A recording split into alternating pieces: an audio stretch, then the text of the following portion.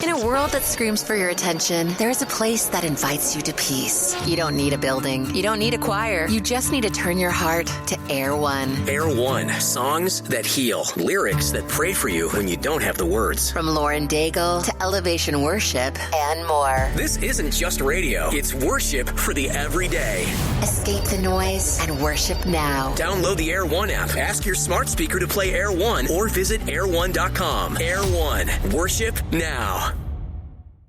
Welcome to the program. No Victocrats allowed because we've got a country to save. So let's get her teed up!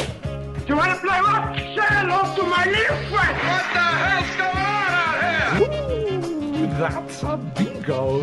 You can't succeed without teeth. 888-971-7243, 888-971-SAGE. I am Larry Elder. We are Salem News Channel coming to you from the Relief Factor studio. Don't forget your Relief Factor, 800-4RELIEF, 800-4RELIEF, relieffactor.com. That's relieffactor.com. Action-packed show for you today.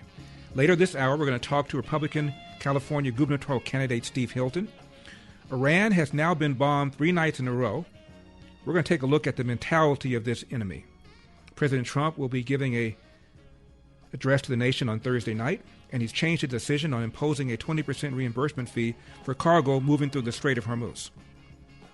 The June Consumer Price Report shows prices fell 0.4% from May, the largest monthly decline in 6 years. The June prediction by nearly every expert was wrong. Socialist Bernie Sanders often points to the country of Sweden as the example America should emulate. He may have to pick another country. Google News, one of the most popular news aggregates, suppressed stories about Graham Plattner. Michigan candidate for senator says the Israeli government is as evil as Hamas. Wait until you hear about the People's Conference for Palestine held last summer in Detroit. And a tech billionaire, formerly a large donor to the Democratic Party, says the media lied to the country about what Trump said about Charlottesville. All of this and more, 888-971-SAGE, 888-971-7243. Let's start with the economy. The Consumer Price Index report was far better than economists predicted.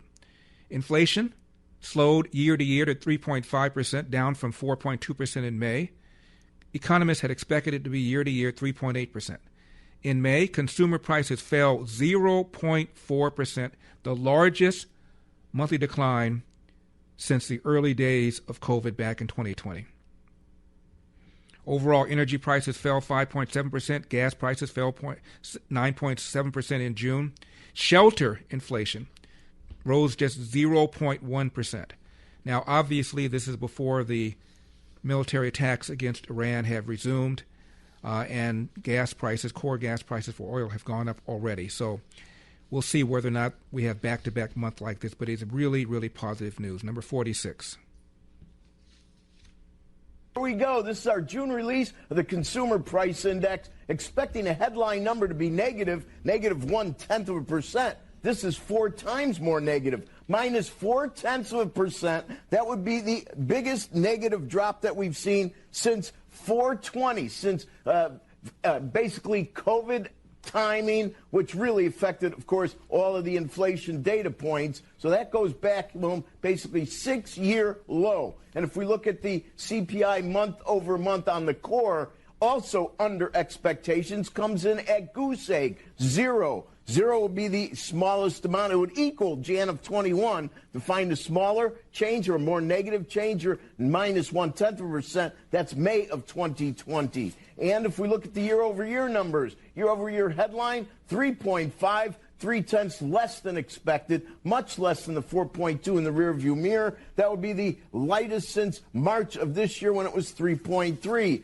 Year-over-year core, 2.6. 0.2 less than expectations, 0.3 less than the rearview mirror. 2.6 equals March. 2.5 brings you to February of this year. All of the Bloomberg economists were wrong, as were the other so-called experts. Number 47. Sure, energy prices have come down a lot, but everything else is going down too. And I think that's why, if you look at Bloomberg, they surveyed 67 economists, and 67 economists got it wrong because they didn't understand that it wasn't just about energy. It's about all these other things that President Trump is doing to cut costs. Big thing Americans obviously care about are gas prices, especially during the summertime. If we can pull up this AAA chart showing gas prices. Right now, they're down from what they were about a month ago, but they're still significantly higher than they were this time 1 year ago. Obviously, the war in Iran is throwing a wrench into this. As long as that conflict is going on, should Americans expect these prices to just basically keep seesawing? Well, I think that one of the ways you should think about it is that the oil prices were up almost at $150 a barrel at the peak of the conflict, and now they're low 80s today, and they were in the 60s and 70s just a week ago. So what happens is they take the oil, they move it to the refinery, and then they turn it into gasoline. So there's a whole bunch of gasoline deflation on the way. And even with the renewed conflict, if you look at what oil prices are today, they're about half of what they were in the peak. Now, let's turn to Iran. The president's going to give an address on Thursday to the nation at 9 p.m. Eastern Time. Here is what he said about the Strait, number 28. Think they'll return to that? Yeah, I think a deal is possible, sure, I do. But, Mr. President, you noted the United States is bombing Iran again. I mean, you've been bombing Iran for months now. Is this just the new normal for the American people? Well, you know, we're in Vietnam for 19 years. We're here for 4 months. So I think we've done a lot. We've knocked out their Navy in a period of 1 month. We knocked out their Air Force. Their Air Force is non-existent. We knocked out most of their missiles, most of their drones. We knocked out their drone manufacturing capability, about 92%. Their missile capability for manufacturing, we knocked out 89%. And they have a little capability, but they don't have any capability for us. This is almost a military skirmish. Now, with all of that being said, you have to get people that want to make something. We had a deal with them 2 days ago, and then they said, oh, we can't make that deal. We have to negotiate it further. And this is what they've done for 47 years. The difference is nobody negotiated like I do. And this should have been done by Bush and Obama and Biden and people before them, frankly. It's 47 years they've been ripping off everybody and really hurting and killing thousands of people. So they killed 52,000 protesters, but they killed many, many people with Soleimani, who I killed in the first term. Soleimani killed many people, many people, and not only killed, when you see a young former soldier walking around with no legs, no arms, a face that's been horribly hurt, that was done by Iran. That was done by Soleimani. He was a person that was very evil. He was an evil genius. He was looking to take out a lot of our military installations in Iraq and Iran, and I got him before he got us.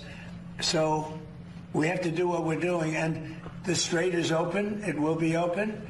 We've cut down their capability very substantially, but they're going to fight for a while. Our military has done a fantastic job. There has been a handwritten leaked document written by the head of Hamas, Yahya Sinwar. And we're going to go over that in a few minutes. And it's an eye into the mentality of these terrorists and what they expected would happen after October 7th, what they expect would happen after 9/11. Trump has called out the media for, in his view, wanting us to lose this war, number 29. Some of them are already gone. And then you read fake news like your network, CNN, which is fake news. You read them, you have them say, well, actually, aren't they doing quite well? Let me just tell you, they have now inflation of over 300%. 4 months ago, they had inflation of 5%. Now they're at over 300, could be 350%. They made a deal, they broke it, probably 10 times. And they killed a lot of people. They killed our people. But the protesters, what they've done to the protesters, 52,000.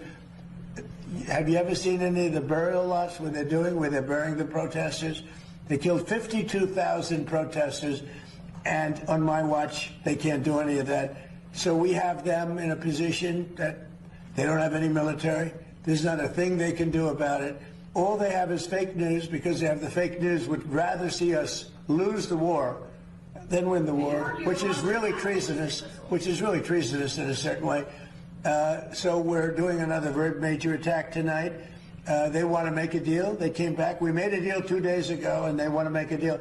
They've been negotiating for 47 years, but nobody's ever hit them militarily. We're hitting them very hard. Thank you very much, everybody. Thank you very much. You know, if you adjust this 52,000 number that President Trump gives for the people in Iran that have been slaughtered in cold blood by their government, and adjust that for our population, it would be as if our government killed 200,000 innocent, unarmed Americans. He talks about the blockade, number 30.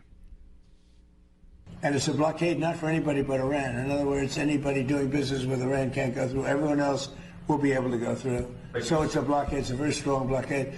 The blockade was probably more effective even than hitting them, but I think the combination is the thing that really does it. But do you think a deal is still possible? Do you think they'll return to that? Yeah, I think a deal is possible. Sure, I do.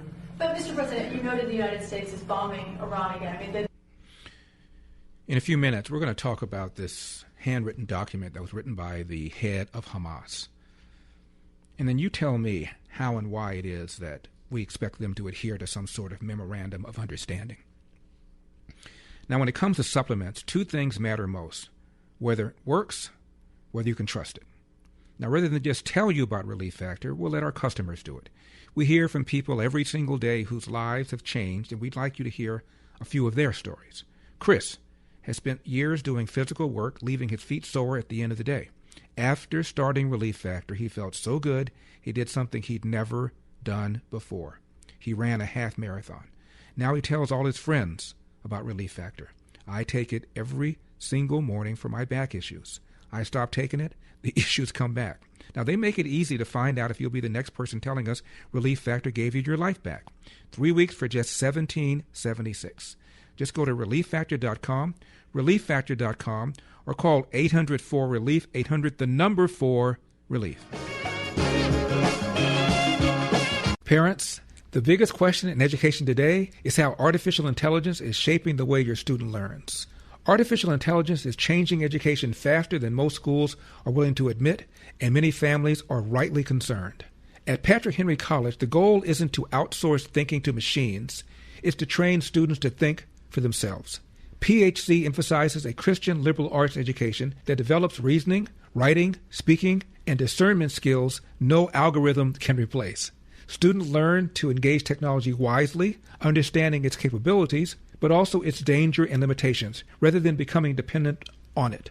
In a world increasingly shaped by AI, Patrick Henry College prepares students to lead with wisdom, conviction, and moral clarity. If you want a college that prepares your child to lead in an AI-driven world without losing his or her faith and values, I encourage you to learn more about Patrick Henry College. Visit phc.edu/elder. That's phc.edu/elder. There are reports about Iranian drones in Cuba. There are concerns about that. Where does the relationship with the U.S. stand there? Is military intervention still on the table there? Well, if they do have that, and they might very well have that, we'll take care of it. Marco's just in the other room. And if they do have that, we'll take care of it in short order. We're not going to have a problem. We're not going to allow that to happen. So it could be that they're storing some. We're looking into it now. It could be so, and it maybe isn't. But we'll figure it out fast. 888-971-7243, 888-971-7243. I am Larry Elder, Salem News Channel. I cannot thank you enough for the way you're stepping up for emergency relief for Venezuela. Our campaign continues. I'm happy to update you on another young person who was pulled alive from the rubble of collapsed buildings. This is after 15, 16 days? Listen to Venezuela resident Adriana speaking through an interpreter who had all but given up hope that her nephew would be found alive. A friend of mine who lives there in La Guaira called me and said, Adriana, they pulled your nephew out. I threw myself to the floor. I started screaming and crying. I came to the hospital and they confirmed he was here. Today he's giving me little kisses. He talks to me. He tells me where it hurts. I'm very grateful to the rescuers that found him. God bless them. To help, go to my website, LarryElder.com. You'll see the Help Venezuela banner at the very top. Or you can tax to give. Text ELDER to 51555. That's ELDER to 51555. Or you can phone your gift. Special number 855-918-4673, 855-918-4673. The long road to rebuilding lives faces Adriana, who you just heard, and her nephew, and millions of other Venezuelans impacted by these twin earthquakes. Even as the media and some rescue forces are pulling out, our friends at the non-profit Food for the Poor that does not take one dime from government, you know this well, are still on the ground, providing children and families with meals, medical kits, and other safety measures. Thanks to men and women just like you going to my website, LarryElder.com, and making a generous gift. You can give a gift, by the way, in any amount. Click on Help Venezuela banner at the top of LarryElder.com. Again, you can also text to give. ELDER to 51555. That's ELDER to 51555. Or you can use our special number 855-918-4673.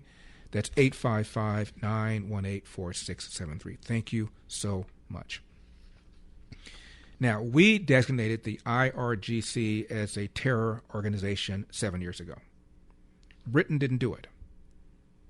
They didn't want to apply the terrorist nation label to that terrorist outfit.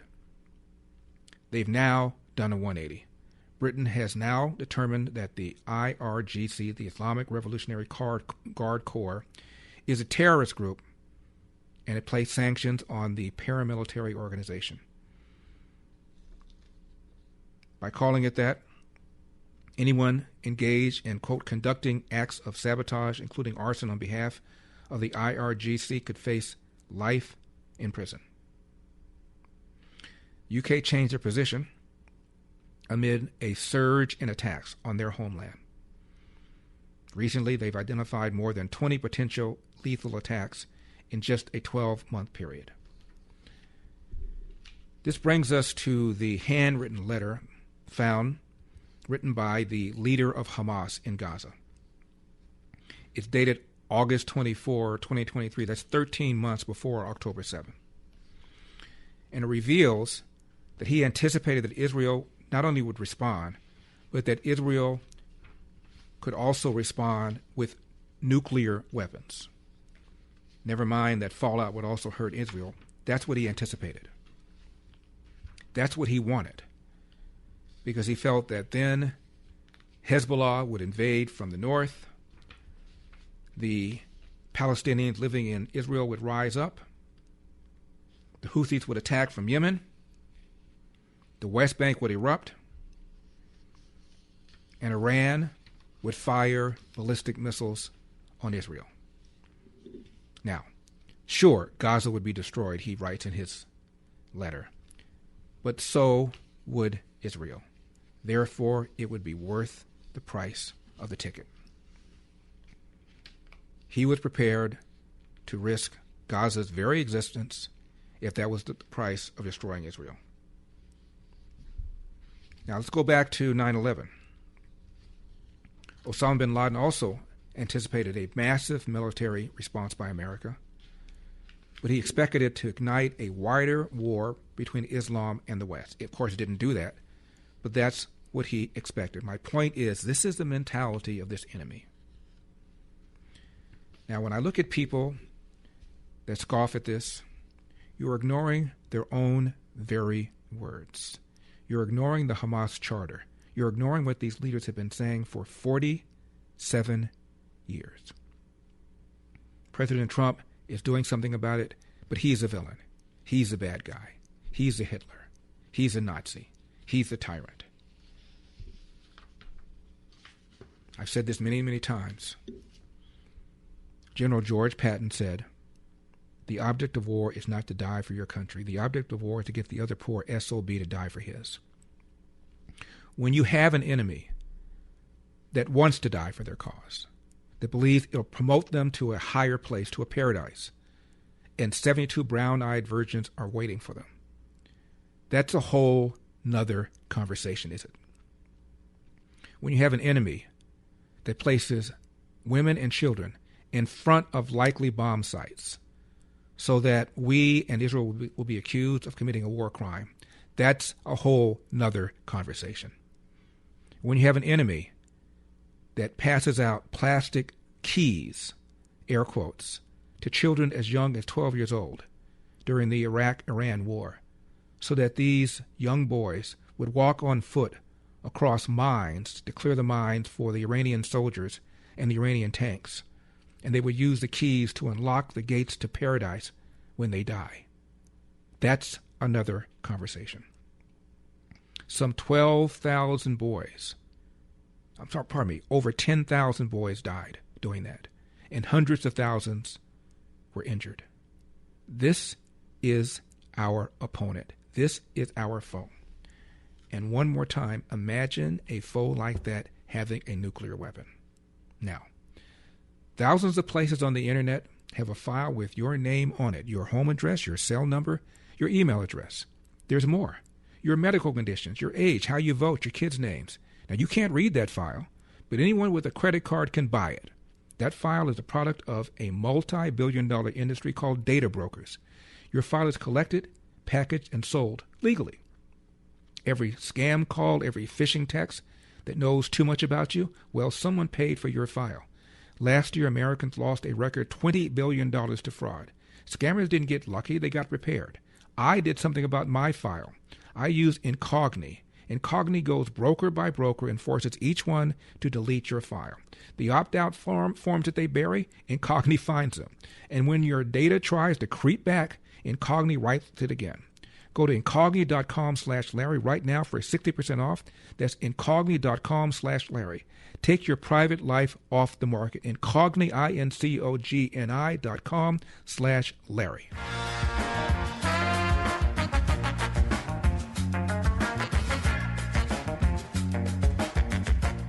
Before America was America, Roger Williams argued that conscience must be free. This weekend, Salem News Channel's America 250 film series presents Church and State, Roger Williams and the Founding of Freedom of Religion. Discover the story behind one of America's most consequential ideas. It's the America 250 film series, Saturday and Sunday at 7 p.m. Eastern. This weekend on Salem News Channel.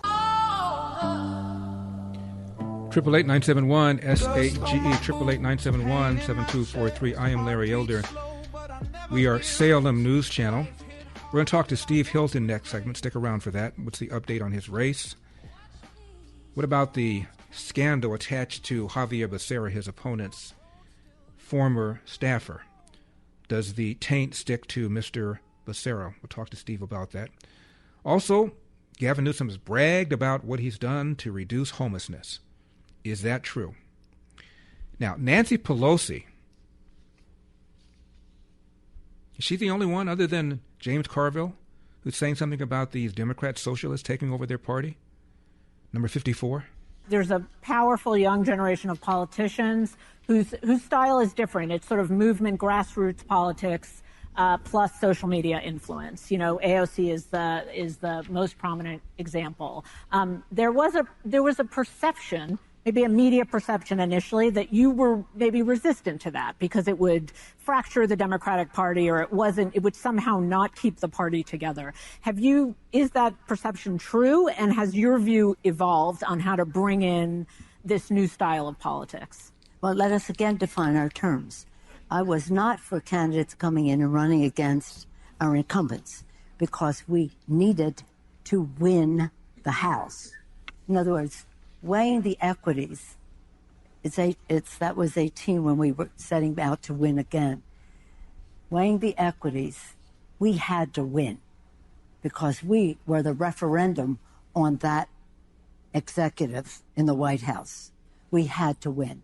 So, no, I wasn't happy about people saying, let's spend a whole lot of money challenging Democrats. You want to do that, but don't think that that's something that is good for this year.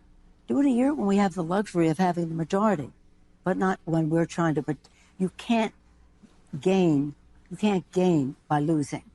You can't lose your members. The idea that there will be those who would be out there to just take down the incumbents when this is our year to honor the Constitution of the United States, I'm not for that. You run anytime you want and do whatever you want to do, but don't expect that to be welcome when we've got to stay completely focused on saving the Constitution. Now, let's play that again. I just want the question that was asked of Nancy Pelosi. Play that again. There's a powerful young generation of politicians whose style is different. It's sort of movement, grassroots politics, plus social media influence. AOC is the most prominent example. There was a perception, maybe a media perception initially, that you were maybe resistant to that because it would fracture the Democratic Party, or it would somehow not keep the party together. Is that perception true, and has your view evolved on how to bring in this new style of politics? Okay. Stop right there. How to bring in this new style of politics? It's a style. Calling Israel apartheid is a style. Accusing Israel of conducting a genocide is a style. Saying you want to defund the police is a style. Saying we should eliminate ICE is a style. Saying we shouldn't have billionaires is a style. Have you seen the new platform? They want the president to be elected by Congress, not the people. That's a style. Supporting boycott, divestiture, sanctioned Israel is a style. Something that Chuck Schumer once called anti-Semitic. That's a style. Having a guy like Hassan Piker, on whose podcast virtually all these lefties have appeared, saying Israel is worse than Hamas, is a style. This is incredible. Now, you were opposed to this new style of politics, more grassroots, more social media driven, of which AOC is a prime example. Style? These people are insane. Free this, free that, freeze rents, government running grocery stores, free buses, free health care, free daycare. That's a style? Later on in the show, I'm going to remind you of what Bernie Sanders said about Sweden. Held it up as the example that we ought to emulate. He may have to choose another country. Stick around for that. Now, whether you're preparing for exams, juggling family and career, or just looking to stay sharp as you age, Think Factor is here to help. Created by the very same company that makes Relief Factor, Think Factor supports sharper focus, stronger recall, and clearer thinking. It's a natural way to give your brain the daily nutrients it needs for memory, attention, even vibrant vision. I take it every single morning. Helps me stay sharp during show prep, my busy days, and Think Factor results get better the longer it's taken. If you want to stay focused during demanding tasks, keep your memory strong, and maintain mental energy for whatever is ahead, Think Factor is for you.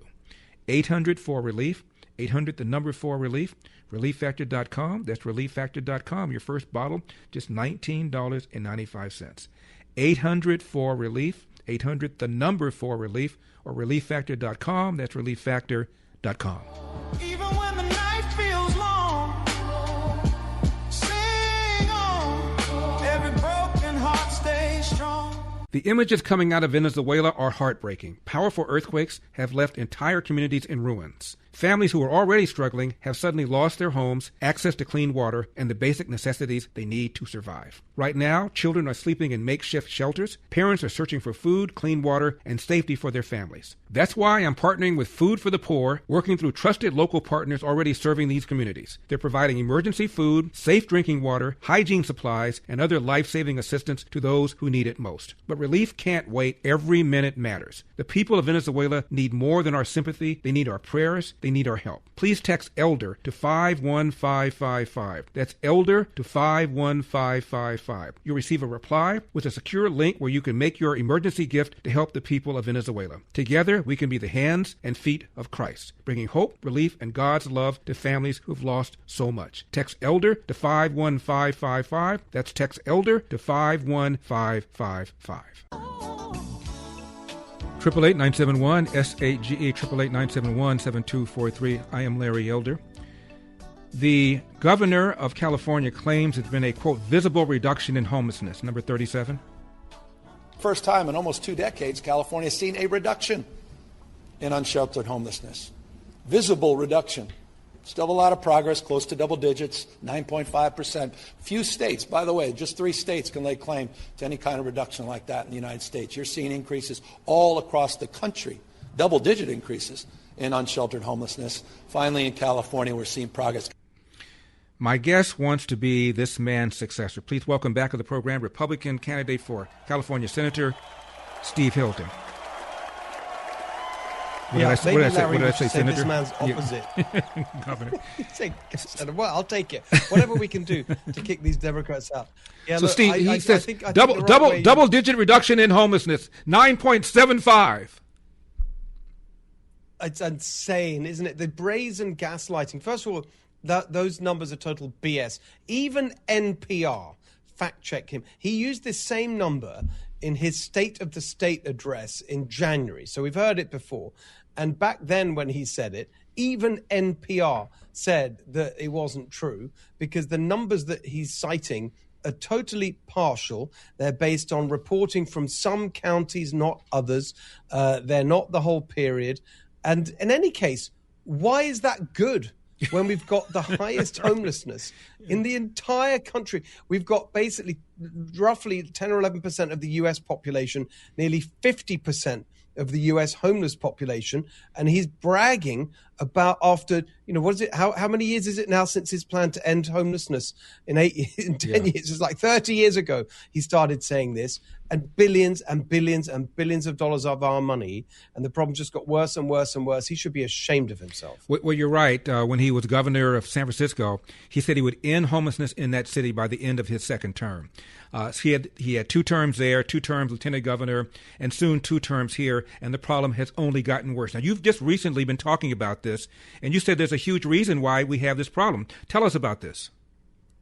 About the homelessness? Yes. Well, I mean, it's a sort of combination of the total failure to enforce the law, right? So everyone knows that. Everyone knows that you come to California and they're going to basically do nothing to remove the homeless encampments. You've got the absolute metastasizing problem of drug addiction, fentanyl in particular, which is going completely unchecked here in California, and mental health problems because there's a massive gap in mental health provision because all the money that we've put in has been funneled towards what they call permanent supportive housing, which is these apartment units, sometimes costing $1 million each, where they put a fentanyl addict. It's basically like I've been on the streets with real non-profits and charities and faith-based organizations actually trying to solve the problem.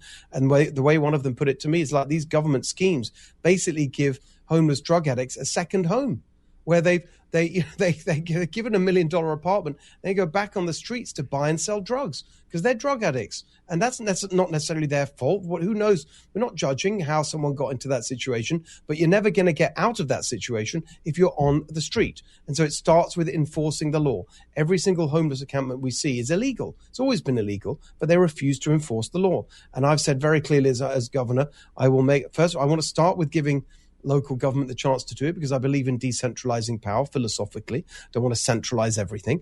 And I'm going to be very clear with them. Either you clean this up and it'll be in a matter of months, not years, or if you won't do it, then I will, as governor, using state law enforcement resources, one way or another, we'll have it cleaned up by the end of 2027, my first year as governor.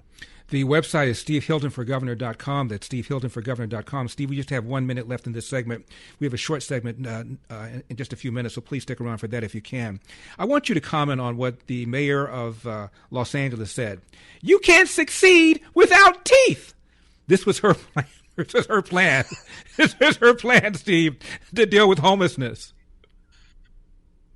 I mean, it's just unbelievable. Like, and at the same time as that, because, you know, that's a consequence of some of the drug taking, like, they're giving out free drug paraphernalia. They're keeping people on drugs. They're keeping the tooth thing going. She's the opposite of the tooth fairy.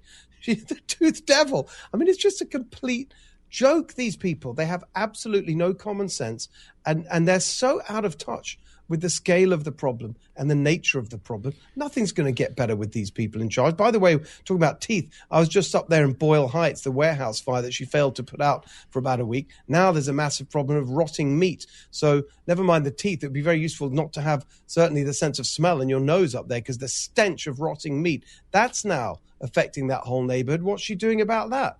Nothing. These people are so useless. Let's talk about your opponent, Javier Becerra. I recall during your debate, he was asked to give Gavin Newsom a grade on homelessness. And if I'm not mistaken, Steve, he gave him an A. What is his plan? I'm talking about Javier Becerra. What is his plan to deal with homelessness? More of the same. And that's his story on everything.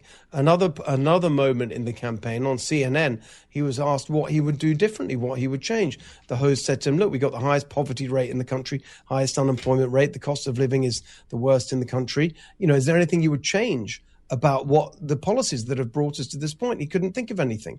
And so it's more of the same on everything. That's his plan, if you can call it that. And it's no surprise, because Becerra is like, you know, he's a puppet of the machine, just like Newsom, just like Basilica, these career politicians. He's been a career politician for 36 years, Javier Becerra, done nothing else in his life. He's not going to make any difference to anything, except you could say make it worse, because the trend lines would continue to go in a downward direction with this guy in charge. That's why it's unthinkable. We cannot have this guy as our governor. It'll be a disaster for California. Steve, 2 minutes left in this segment. What are the polls saying? I haven't seen any in a while. And what is the state and the National Republican Party doing for you? Mm-hmm. So the poll, I can give you a poll that we did for our campaign, which is really to give us a sense of the battleground. And it's encouraging in one sense. Look, I've always been very clear this is not going to be easy, just as you found when you were running, Larry. We were up against a very, very well-financed, well-organized, corruptly financed machine. And it's the unions and the non-profits and the media and all the rest of it. So it's not going to be easy. But there's hope here. Our poll found that you've got about 33% of the voters who are solidly with me, whatever. You've got about 41% who are solidly with Becerra, regardless. And that leaves 26% who are really open to anybody's pitch. They are up for grabs. They're not particularly ideological. They're not strong. They're not Democrats or Republicans. They're just regular people who want a better life. And my arguments and the messages I'm putting out there, enough is enough. We've got to fix this state. We've got to make our state Cal affordable, $3 gas, cut utility bills in half, first 150 grand tax-free, starter homes for young families that are affordable. This is exactly what will really connect with those people. So I'm confident that we can do it, that we can do it. I mean, we're going to have to work very hard, raise a lot of money, but I think our poll showed the path to victory. And there's another poll, not ours, but there's another one you see, which is there's a majority of Californians who want change, who think the state's going in the wrong direction and it's time for change. And just at that point, when a majority of Californians want change, the Democrats put up someone Steve Hilton, who is the living embodiment. Steve Hilton for governor.com. We come back, Steve, and ask you about voter fraud. Are you concerned? Don't go away.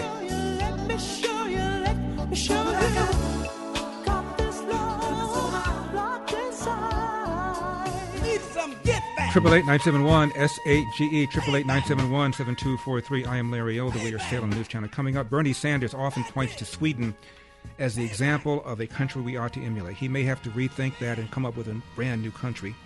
My guest is Steve Hilton, of course, is running for governor in California as a Republican. His website is stevehiltonforgovernor.com. That's stevehiltonforgovernor.com. Steve, I don't think you answered my question about what the state and the national party is doing for you. Do they believe this is a winnable race? Yeah. Yeah, I don't know. I mean, I'm not sure, honestly. I think that we're going to have to earn it and do it ourselves in California as usual. I did speak to I went to the RNC summer retreat a couple of weeks ago in D.C. with a lot of their big donors and other supporters. Many members of the cabinet were there. There was a lot of interest in the race. You know, they gave me a good speaking slot. That itself is interesting. I was the only person who's not in the cabinet who spoke at that meeting. And so that's good. I think that there's interest. I think that I'll be at the Republican Governors Association this coming weekend. And so I'm banging the drum, and I'm hoping that we'll finally get some interest. I mean, of course, there's some House seats in California that are going to be very important for keeping the House majority. And so in the sense that we don't mind for a statewide race where the votes come from, if we can concentrate efforts in those kind of target areas, maybe that's a way of working together. I'm open to it. So I think that I've got very good relationships at the national level with the party, with the president, obviously. So we'll see what happens. Your opponent, a top aide of your opponent, was involved in some sort of financial scandal. Has any of that stuck to Javier Becerra? Not yet, but it will do, because it's not about the aide, it's about Becerra himself. Let me just explain the anatomy of it. When Becerra was appointed Biden's HHS secretary, which he was a disaster in, by the way, that's a whole story unto itself, which we will be telling. He wanted his chief of staff, Sean McCluskey, to go with him to D.C. The salary wasn't enough for this guy, so they cooked up this scheme to top up his pay with money from Javier Becerra's California campaign account, routed through an intermediary who happened to be Gavin Newsom's former chief of staff and their consulting firm. All of that is totally illegal, breaks California law, breaks federal law, and they did it anyway. It is impossible for me to believe that Becerra didn't know about this, since the entire point of the scheme was for him to have his guy with him in Washington. That was the point of it. So he's up to his neck in it. There's going to be they've done a plea deal, the people involved in this. His own chief of staff, Sean McCluskey's former chief of staff, sentenced on August the 6th. We'll see what happens then. And the other person, Dana Williamson, Gavin Newsom's former chief of staff, sentencing is set for September the 17th. This story is just going to get louder as we go through the campaign, and it absolutely captures the corruption that you've got and the arrogance of this machine. The website is SteveHiltonForGovernor.com, SteveHiltonForGovernor.com. Steve, thank you so much for coming on. God bless. Great to be with you. Thank you, man. Thank you.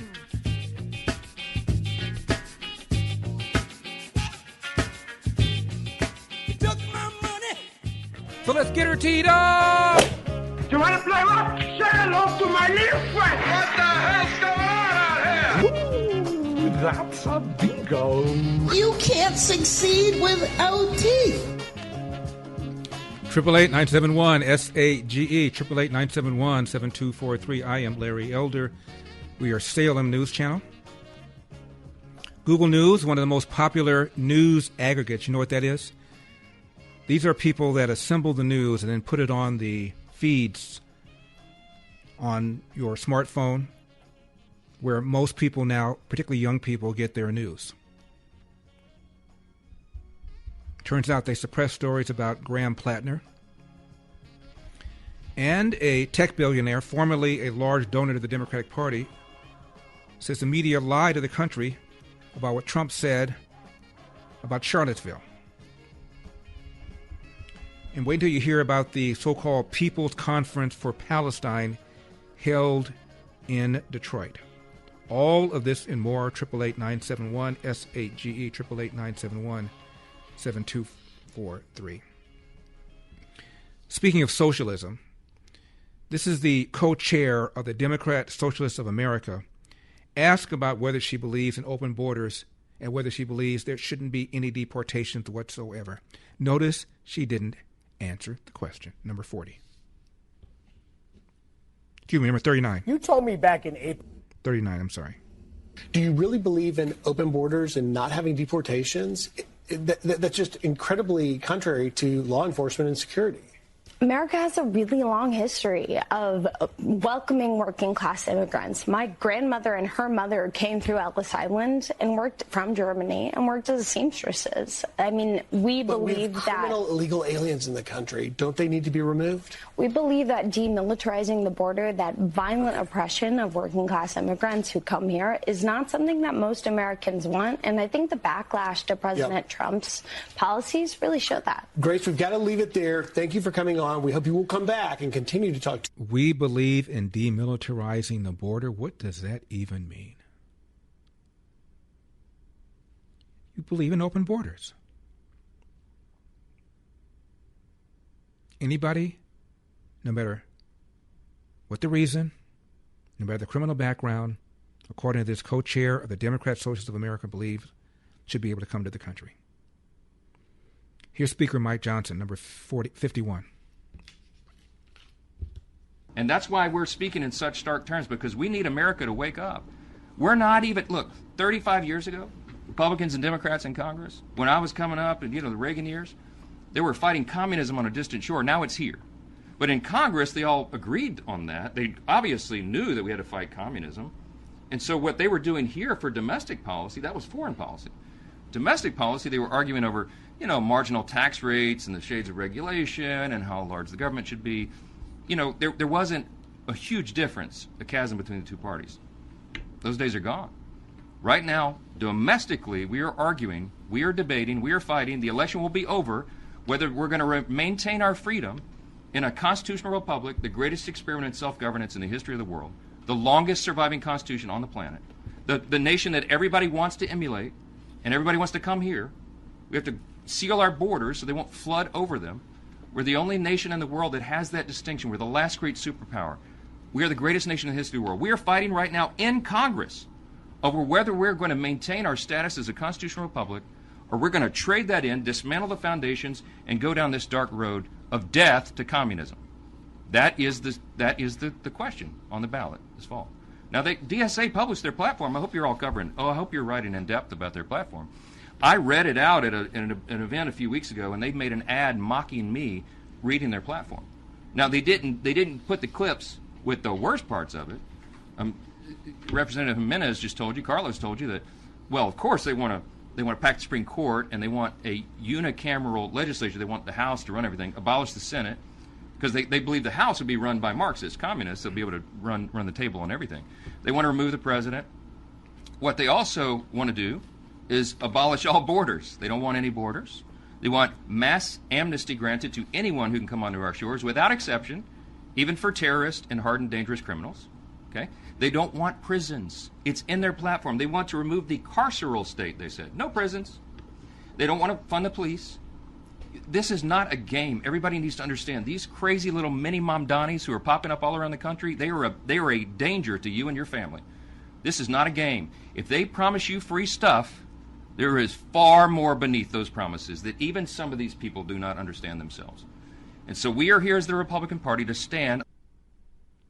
The DSA platform calls for a, quote, new democratic constitution, close quote, abolishing, as Speaker Johnson just said, the United States Senate, replacing our system with a president, quote, independently elected, and the current Supreme Court,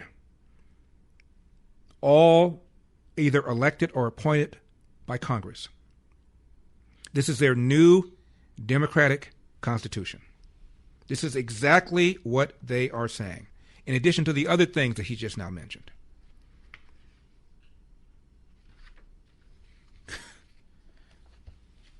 This is not just a new style of politics, as Nancy Pelosi was just asked about.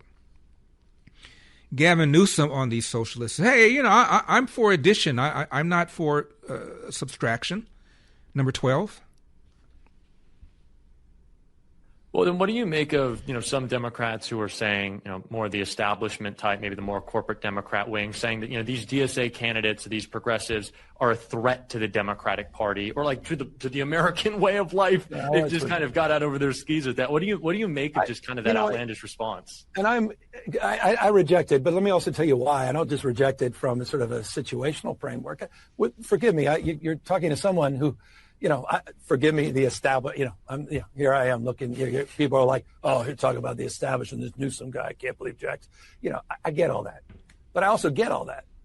I've lived this. I come from San Francisco. I want to remind folks, the right wing doesn't need to be reminded. Hold on. What is this man saying? What is Gavin Newsom saying? The reason he's fumbling around, engaging in word salad, is he doesn't know what to do. He's an establishment candidate, 2-term mayor of San Francisco, 2-term lieutenant governor of California, 2-term governor of California, If he is an establishment, I don't know what is. Left-wing crazy establishment, but establishment. And just as Hakeem Jeffries doesn't know what to do, just as Chuck Schumer doesn't know what to do, he doesn't know what to do. He opposes a wealth tax here in California, and then after all these lefties won their primary a couple of Tuesdays ago, he then comes out for a national billionaires tax. Let's start this clip again. Well, then what do you make of, some Democrats who are saying, more the establishment type, maybe the more corporate Democrat wing, saying that, these DSA candidates, these progressives are a threat to the Democratic Party or like to the American way of life? Yeah, they've just kind of got out over their skis with that. What do you make of just kind of that outlandish response? And I reject it, but let me also tell you why. I don't just reject it from sort of a situational framework. Forgive me. Hold on. I don't just reject it from a situational framework. What does that even mean? Continue. Rejected from sort of a situational framework. Forgive me. You're talking to someone who, forgive me, the established. Here I am looking. People are like, "Oh, you're talking about the establishment." You're talking about somebody who's, I don't know. You're establishment. Okay, what are they talking about? Continue. People are like, "Oh, you're talking about the establishment, this Newsom guy. I can't believe Jack's." I get all that, but I also get all that. I've lived this. Hold on. I get all that, but I also get all that. See, I've lived it. I'm talking about the establishment. Oh, this Newsom guy, the establishment. I get all that, and I get all that because I've lived it. What is this man talking about? Right now, as we speak, Kamala Harris is going, what is he talking about? I thought I did word salad. Continue, please. I get all that, but I also get all that. I've lived this. I come from San Francisco. I want to remind folks, the right wing doesn't need to be reminded. Some folks watching me. And I ran against. I get all that. I'm from San Francisco. Now the right wing may not need to be reminded of this, but some people watching it may need to be reminded about this.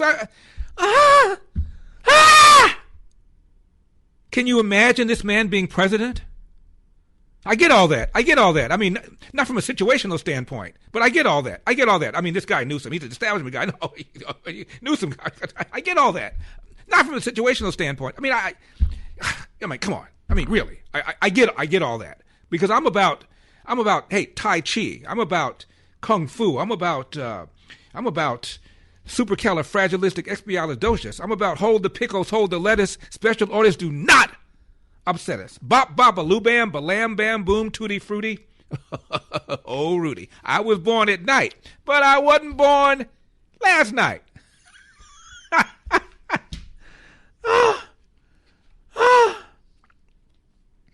Now, whether you're climbing the corporate ladder, launching a new project, or just looking for that extra edge, your brain is your most valuable asset.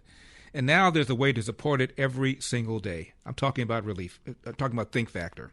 From the makers of Relief Factor, Think Factor is built to help you stay sharp, nurture your memory, and boost your attention. It unlocks the mental clarity and precision you need to stay ahead of the game, no matter the challenge. I take it every single morning for energy, for focus, and for the ability to push through my mentally demanding days. If you're a go-getter who refuses to settle, Think Factor helps you perform at your best and keep your edge. Your first bottle, just $19.95. 800-4RELIEF, 800-4RELIEF, or visit relieffactor.com, relieffactor.com to order Think Factor. Think Factor. Think clearer, perform better daily. 800-4RELIEF, 800-4RELIEF, relieffactor.com. That's relieffactor.com. 888-971-SAGE, 888-971-7243. I am Larry Elder. We are Salem News Channel. A word about our relief effort in Venezuela. My campaign continues, and I'm happy to update you on another young person who was pulled alive from the rubble of collapsed buildings. Listen to Venezuela resident Adriana speaking through an interpreter, who had all but given up hope that her nephew would be found alive. A friend of mine who lives there in La Guaira called me and said, Adriana, they pulled your nephew out. I threw myself to the floor. I started screaming and crying. I came to the hospital and they confirmed he was here. Today, he's giving me little kisses. He talks to me. He tells me where it hurts. I'm very grateful to the rescuers that found him. God bless them. But now the long road to rebuilding their lives faces Adriana, her nephew, and millions of Venezuelans impacted by the twin earthquakes. You can help by going to my website, LarryElder.com. You'll see the Help Venezuela banner at the very top. Or you can text ELDER to 51555. Text ELDER to 51555. Or you can call using our special number, 855-918-4673. That's 855-918-4673. Even as the media and other rescue forces are pulling out, our friends at the nonprofit Food for the Poor are on the ground as we speak, providing children and families with meals, medical kits, and hygiene kits. Thanks to men and women just like you. And as you know, Food for the Poor does not take one dime from government. It's all up to us. LarryElder.com. Help Venezuela banner at the very top. Text to give ELDER 51555. Text to ELDER 51555. Or you can phone 855-918-4673, 855-918-4673. Philip is in St. Louis. Philip, you're on the Larry Elder Show. Yes, Mr. Larry. Nice talking with you. You too. I just want to know how you came up with that response to Gavin Newsom. I think his name is Newsom. President Trump called him that. How did you come up with this response? And finally, what happens when they get 3/4 of the way with the new socialistic or socialism project for the Democrats, and it doesn't please anyone but the younger generation? Your question, Philip, is what happens when the fit hits the shan and this stuff does not work? I know you didn't phrase it quite that way. As far as where I came up with all the things having to do with talent with Gavin Newsom, I have one word: talent. This is Jeff Bezos, a multi-billionaire, about people like Zoran Mamdani and others, who says there shouldn't be billionaires. They shouldn't exist. Are they going to put them in front of a firing squad? Are they going to blast them out in space, have them populate the moon? I'm not quite sure what they're going to do when you say things like there shouldn't be billionaires. Here's Jeff Bezos, number 48. I sometimes wish that there were a, and maybe you can do this, Andrew, or maybe the Washington Post will do this, but somebody needs to make a list where they rank people by how much wealth they've created for other people. And so instead of the Forbes list, it ranks you by your own wealth. So, Amazon's market cap is $2.3 trillion today. I own about, 200 billion-ish of it. So if you take $2.3 billion and subtract out the piece I kept for myself, then, I've created something like $2.1 trillion of wealth for other people. That should put me pretty high on some kind of list. And that's a better list. How much wealth have you created for other people? Right. People like Jensen at NVIDIA, he's going to be very high on that list. And that would be a pretty cool list. Somebody should do that list. I think that is a very cool list. Or how about a list of the number of people you employ? Now, isn't it sad when somebody like Jeff Bezos has to apologize for what he's created? Apologize for his wealth? This is where we are now. Trump is evil. People used to like Elon Musk until he started collaborating with Donald Trump on Doge, and all of a sudden he became an SOB. George Soros, not a problem for anybody, though. Wealthier than most of the people that they're attacking. Kevin is in Upland. Kevin, you're on the Larry Elder Show. Thank you so much for calling. Hey, Hey, good afternoon, Larry. Afternoon. Nice to talk to you again. You too. Hey, I just wanted to comment on the billionaires tax. I agree with Gavin Newsom, and I don't agree that the billionaires tax should be in effect in California. I think it's stupid because billionaires are just going to go to other states. Other states are going to welcome billionaires because of it. The billionaires tax should be a national tax. The problem I have is that the billionaires represent less than 1% of the population, yet they have more money, more capital than the bottom 50%. You think in the world, you think about that for a minute. Should they be paying more taxes because they literally control all of that money? And I think they should. Kevin, a few responses, if you don't mind. They've tried this in Europe, a billionaire's tax, and virtually every single country that tried it has stopped because all they do is transfer their money somewhere else. And even though you're right, the billionaire's tax national would affect everybody who lives here, they can still transfer their wealth elsewhere. They will evade the tax. But more importantly, my question is this, Kevin. What percentage should the top 1% own that would make you happy?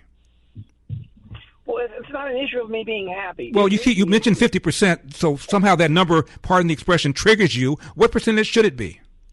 Well, wait a minute. That number doesn't trigger me. Well, then why'd you mention it? Then why'd you bring it up? Understand what's going on. Well, you going to let me talk?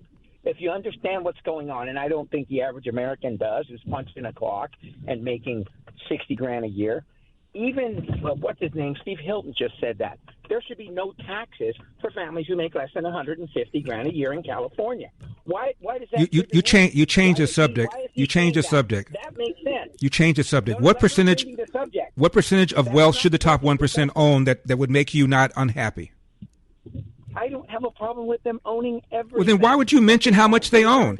The issue is, did they get it legitimately? Did they steal it? Were they corrupt? And if not, what's your problem? Why do you care? Okay, I care because right now Trump has transferred, the middle class is shrinking, and the upper class is, the money transferred to the upper class is growing. These people have more money. The tax break and the big beautiful bill affected everybody who pays taxes. The bottom half pay almost nothing in federal income taxes, almost nothing. That's right. I agree with Steve Hilton, and they shouldn't. They are not the winners in life. They're not the ones making all the money. So are you going to vote for Steve Hilton? Or red states. So are you going to vote for Steve Hilton then? 888-971-SH. What's this hatred of the wealth? Why? I'm Larry Elder.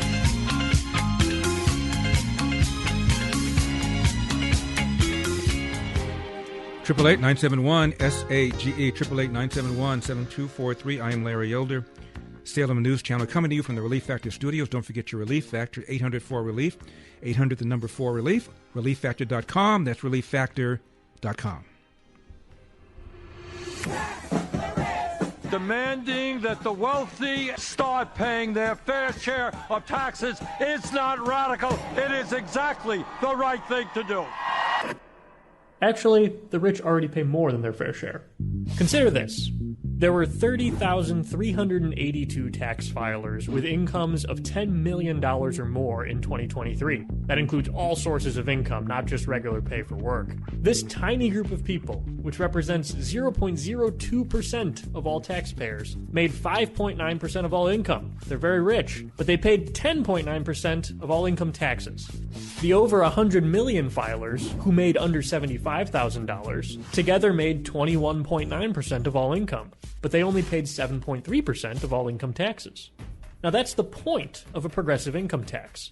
Take more from the rich and little to nothing from the poor. That's what Congress has created, and it's what we have in the United States. If the federal government wanted to raise more money from income taxes, the upper middle class is where more of the less taxed money is located. Filers with incomes between $100,000 and $500,000 make 49.7% of taxable income, yet they pay just 43% of all income taxes. Now, this fact is tremendously inconvenient for revenue-hungry politicians. There are tens of millions of upper-middle-class Americans, who vote, by the way, and even more who aspire to be upper-middle-class. Squeezing more taxes out of this group would be politically untenable and make the income tax less progressive than it is right now. and the income tax has become steadily more progressive over time. In 1980, the top 1% of income earners paid 17% of federal income taxes. In 2022, they paid 40%. High earners do not get off scot-free, but expect a lot of the 2028 presidential candidates to pretend otherwise. Now, that clip is not from Fox News. It's not from Heritage. It's not from Newsmax. It's not from Blaze. It's not from Daily Wire. That's from the Washington Post. The liberal Washington Post. And I've told you for years about the party I attended. A friend of mine was celebrating his 60th birthday. Vietnam vet, conservative. So I assumed everybody kind of thought the same way.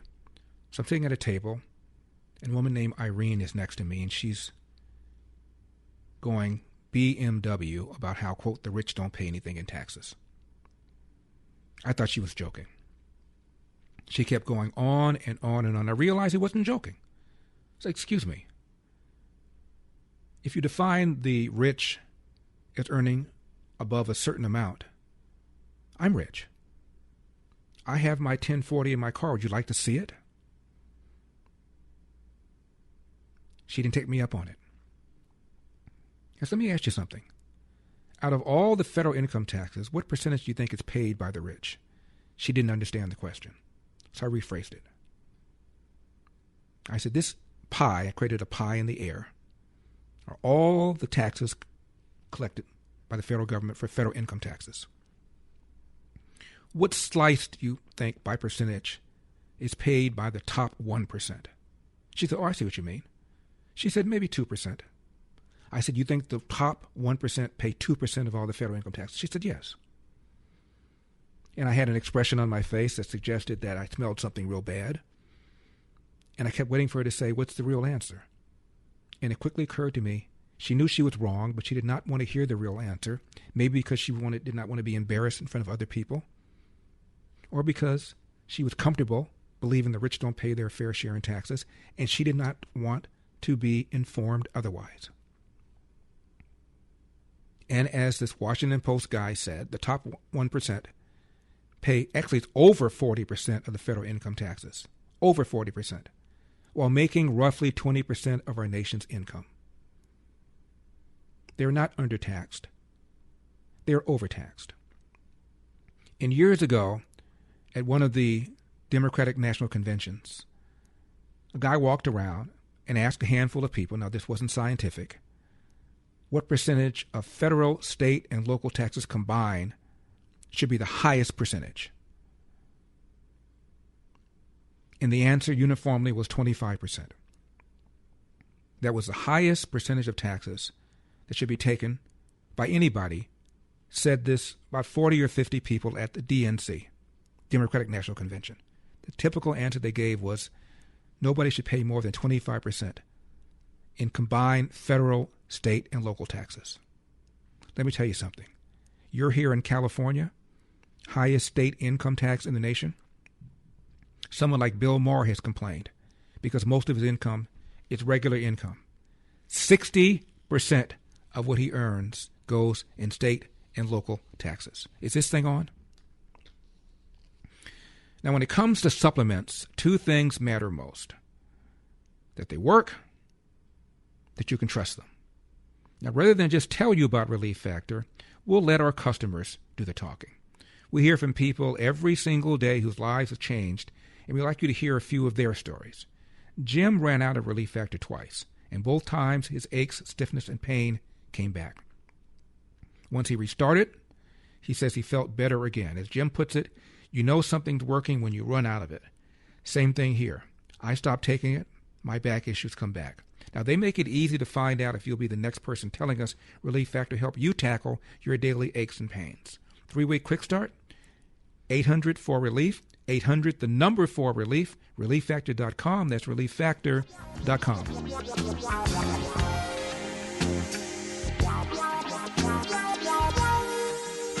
888-971-SAGE, 888-971-7243. I am Larry Elder. We are Salem News Channel, you already know groceries aren't getting any cheaper, so let me help you save money somewhere else. Right now, when you switch to Sage Wireless, I pay your first month phone bill. That's right, 100% free with promo code SAGE100. Keep your phone, keep your number, get a new one, even add a second line. You'll get reliable coverage on AT&T's same towers, just at a far more affordable price. And get this, a portion of every bill helps support food for the poor. It's on me. Go to sagewireless.com and use code SAGE100 at checkout. That's sagewireless.com, sagewireless.com. Brian is in Colorado Springs. Brian, you're on the Larry Elder Show. Thank you so much for calling. Hey, Larry, thanks for taking my call. My pleasure. First time, long time. So two things. I told the call screener I just wanted to tell you how funny you are and that you need to make a collage of all these what appear to be impromptu little riffs that you do. And the latest one that you did about, Gavin Newsom, he does Kung Fu, he does Tai Chi, and then you just kind of, it sounds like it's impromptu, really funny. I've heard you do that several times but over the years. You need to make a collage of that. And probably you could run it, like on the in-between commercials or whatever. Very funny. Thank you. You're welcome. The second thing I wanted to say is thank you for sharing these facts, like the Washington Post thing, over the years. And I hope the billionaire caller guy was listening to that, because he mentioned something about Trump and transferring. It's like, you get your facts straight, dude. Just get some facts. So thank you for sharing the facts. And thank you for being entertaining and funny. Well, Brian, thank you so much. I appreciate that. Yeah, the big, beautiful bill lowered taxes for everybody who pays taxes. And by the way, most of the taxes come from the middle class. It's just a big, fat lie that the rich, quote, don't pay their fair share in taxes. And it's a big, fat lie that the left pushes all the time. And again, they're not disabused of this because of the education they're getting K through 12, because of the news aggregates they're getting, that Washington Post thing. Because it's the Washington Post, and the Washington Post is left-wing, I wonder how many people on their smartphones that get your news through Google or through Yahoo or get it off TikTok will have seen that. I bet you most have not. I contacted the Investor's Business Daily. That's the second largest newspaper after the Wall Street Journal. Big gap between number one and number two, but it's a prominent paper. I know some people there, and I asked them if they would do a poll to find out how many Americans knew what percentage the top 1% pay in taxes. So they did it. And it turned out only around 12% of Americans knew that. Even many people in the top 1% were unaware of it. So this is the level of ignorance there is. So if you're unaware of what rich people already pay, it's not surprising for you to say, I think rich people should pay more when you're unaware of what they already pay. Rocky is in Frankfort, Indiana. Rocky, you're on the Larry Elder Show. Hey, Larry, how you doing? You are a blessing to this great country. I just want you to know that. Thank you. Getting a lot of love today, Rocky. It's going to go to my head. Well, you deserve it, brother. You deserve it. Thank you. A lot of these progressive tax guys, they're really just using base level thinking, because seriously, if we had only billionaires paying taxes, we just scratched the surface on defining oligarchs. Mm-hmm. I mean, they would literally be affording our government and what services we get and who gets them. Well, that's a great point. Thank you very much for the call. By the way, Steve Hilton, running for governor, had to disclose 5 years of tax returns, as I did too when I ran. Gavin Newsom has been promising to disclose his tax returns for a long time, has not done so. Listen to this. Number 20. Seen them directly, so I don't know much more than you do about that. And, all right. Anyone didn't ask? That's good. Yeah, good. Yeah, well, everybody has. Everybody has. I already have. You've had 20 years of my taxes. Yes. Since 20. I know you love taxes. Donald Trump, when's he releasing his? What are you saying you're so different from Trump? Well, I am, because that's why I've released all my taxes for decades, and you will have all those new tax returns, because I have no reason why you haven't gotten them already. So I have no problem. And he walks away and gets applause. The man has been promising to release his tax return for something like 6 years, hasn't done it. Well, what about Donald Trump? They've been disclosed. Illegally, but they've been disclosed. By the way, he tweeted this, Gavin Newsom, and I'm quoting. Donald Trump is the gravest threat to American democracy. If you disagree with him, he tries to prosecute you. If you beat him, he calls you illegitimate. This is not normal in a democracy. From Georgia to California, we must stop him. End of quote. I'm not going to talk about the lawfare against Donald Trump.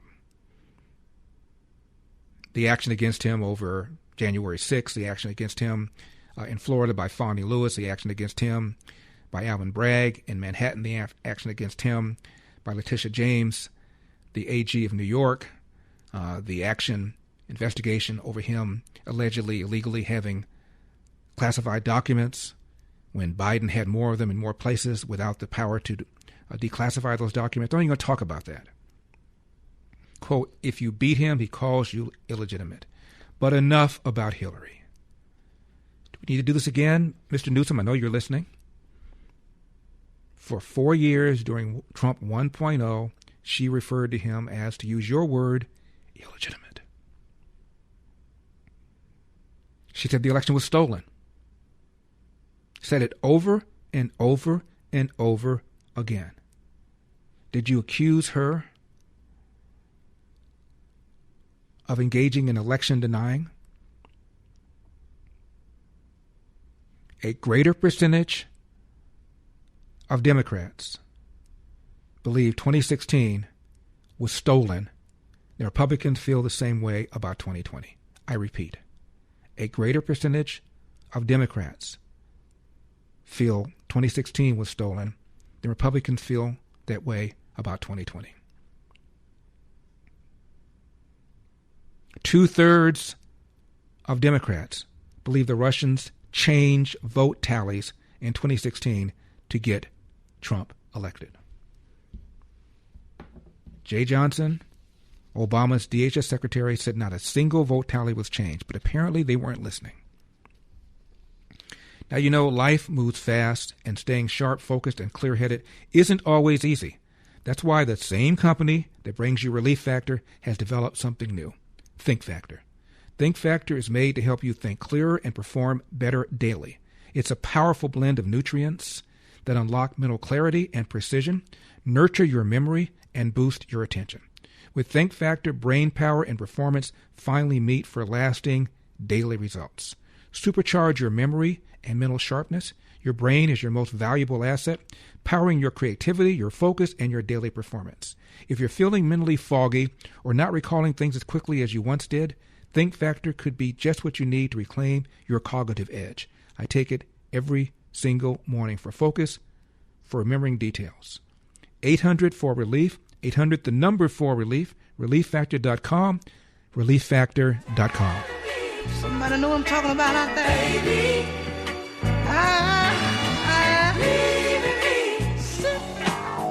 888-971-SAGE, 888-971-7243. I am Larry Elder. We are Salem News Channel. Coming up, socialist Bernie Sanders often points to the country of Sweden as the example America should emulate. He may have to pick another country. Google News, one of the most popular news aggregates, suppressed stories about Graham Plattner. Michigan candidate for Senate says the Israeli government is as evil as Hamas. And wait until you hear about the People's Conference for Palestine, which is held in Detroit. And a tech billionaire, formerly a huge donor to the Democratic Party, says the media lied to the country about what Trump said about Charlottesville. And has Ro Khanna transitioned into Rashida Tlaib? All of this and more, 888-971-SAGE, 888-971-7243. I just read you the tweet from Gavin Newsom. If you beat him, he calls you illegitimate. Did John Brennan, former head of the CIA, say if Republicans win the midterms, there'll be doubt that they won it fairly? Is he engaging in election denying? Number 33. That's very, very worrisome, Nicole, because as you point out, the executive branch and the president has tremendous authority to exert the full weight and influence of the executive branch. And he's clearly trying to do that, not just in terms of manipulation of the perceptions of reality, but also using the instruments of governance. And so the next 4 months, I can clearly see that Donald Trump is going to do everything in his power and beyond that to be able to affect the outcome of the election. And so there is really a question about, in light of what he is doing and how he is putting both thumbs and the rest of his fingers on the scale, whether or not that outcome can be trusted. You asked before, what happens if the Republicans win? Well, I think there's going to be quite a serious doubt that they won fairly just because of what he has done. And it's a similar, what's happening with the Department of Justice. So if Republicans win, there's going to be question about whether they won fairly? Isn't that what Bill Maher told J.D. Vance he was concerned about, number 34? Trump can't run again, and he'd be a little too exciting for me anyway. So it's either going to be you or Rubio. Here's my deal breaker for your side. Okay. Under Trump, you guys have two outcomes that an election can be. Either we win or they cheated. That has to stop. And the person who... Okay, all right. That has to stop. Yeah! John Brennan just engaged in the very conduct of election denying that Bill Maher said that blank has to stop. Is this thing on? So if Republicans win, they didn't win legitimately, says John Brennan. Donald Trump complains about 2020. He's engaging in election denying. This guy is engaging in preemptive election denying. 888-971-SAG. Bernie Sanders and Sweden. Don't go away.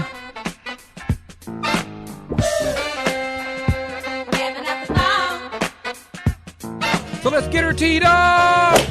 You want to play rough? Say hello to my little friend. What the hell's going on out here? Ooh, that's a bingo. You can't succeed without teeth. 888-971-SAGE, 888-971-7243. I am Larry Elder. We are Salem News Channel. So much to get to between now and the close of this hour. Regarding the Democrat Socialists of America, in a leaked video, a member of the group called for America's takedown, but they'll say it. Many others have said the same thing. Quote, the most important thing we can do is take that empire down from within, end of quote. Which is why some people have raised the idea that somebody like Daralisa Avila Chevalier could not lawfully be seated in Congress if her vow is to take down the empire from within, as opposed to vowing to uphold the Constitution that they think should be set on fire.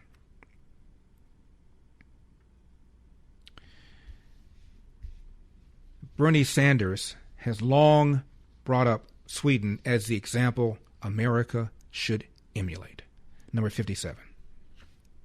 Countries have never gotten the credit in this country that they deserve. Look, you know there are problems in Sweden, there are problems in Denmark, problems in Norway. But when they guarantee health care to all of their people, how much do you pay for a doctor when you go to a doctor? Like nothing. That's pretty good. Did you go to college? I did, yeah. How much did it cost? Nothing. What about childcare in Sweden? It's almost free. Okay. That's pretty good. And your rate of childhood poverty in Scandinavia is much lower than it is in the United States. So, I think that those are programs and ideas that we should take a hard look at. And I think there's a lot to admire in what the governments of Sweden and Denmark and Norway and Finland have accomplished. How much do you pay for health care? Nothing. How much do you pay for college? Nothing. How much do you pay for child care? Nothing. That sounds pretty good. Sounds pretty good. Of course, anybody that's taken Economics 101 learns in 5 minutes, quote, there ain't no such thing as a free lunch, but forget about that. Apparently, what's going on in Sweden is pretty good. I'm holding in my baby brown libertarian fingers an article from the Wall Street Journal. Came out in May. Headline: The world's most surprising capitalist makeover is underway in Sweden. Subheadline: The shakeup of cradle-to-grave care is lowering government spending, spurring innovation, and stirring fears about those left behind. Let me just read you some excerpts from this very long article. It says this paragon of collectivism is pivoting towards rugged individualism, borrowing the phrase that Zoran Mamdani uttered in his inaugural address. Address. We're going to leave the rugged individualism for the warm embrace of collectivism. Quote, for decades, writes the Wall Street Journal, Sweden was shorthand for the brand of high-tax, high-spend government that managed people's lives from cradle to grave through state-run hospitals, schools, and care homes. No longer. With little fanfare, this Nordic country of 11 million has embraced, wait for it, capitalism. Today, nearly half of primary health care clinics are privately owned, many by private equity firms. 1 in 3 public high schools is privately run, up from 20% back in 2011. School operators are listed on the stock exchange.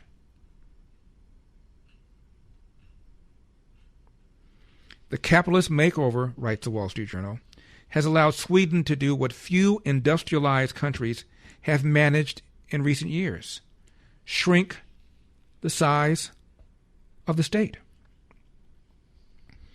This has enabled government to sharply lower taxes and, economists say, spark a surge in entrepreneurship and economic growth. Its total public spending bill, which includes health care, education, and all welfare payments, has fallen to 24% of GDP, similar to the U.S. and well below the percentage of nations like France and Italy. It says Sweden's economy is expected to grow at the same pace as ours, which is double the growth rates of France and Germany. The country's finance minister said, and I'm quoting her, Sweden is a real land of opportunity.